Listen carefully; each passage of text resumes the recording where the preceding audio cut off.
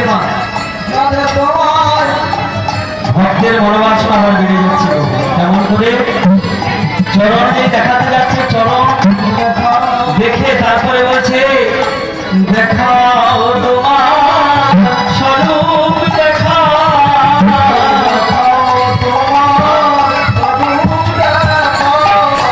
দেখাও তোমার স্বরূপ, দেখাও।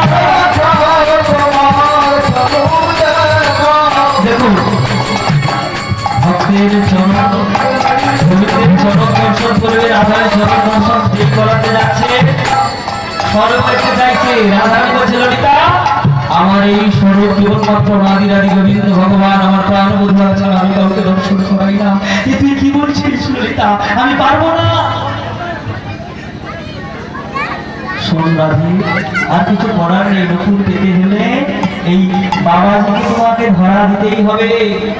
যখন ললিতা এই কথা বললেন, মা স্বরূপ যখন দেখাতে চাইছে, সেই বাবাজি কৃষ্ণদাস কি বলছে জানেন? বলি দেখাও তোমাদের যুগল, দেখাও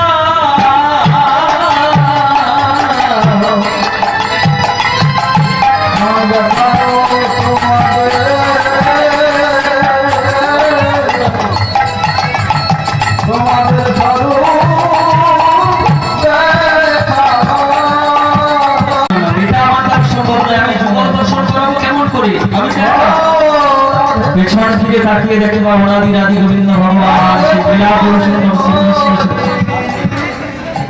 শ্রীকৃষ্ণ এসে দাঁড়িয়ে রয়েছে। গোপাল বন্ধুরা বলবো না, বলো এই বাবাজি কি বলছে, নবুটা চাওয়ার জন্য আমাদের জীবন দর্শন করতে চাইছে। জানিয়ে দিলেন ওরে গতির কেন দাড়ি দেখি, গতির কেন দাড়ি দেখি, পুরনো গতির কেন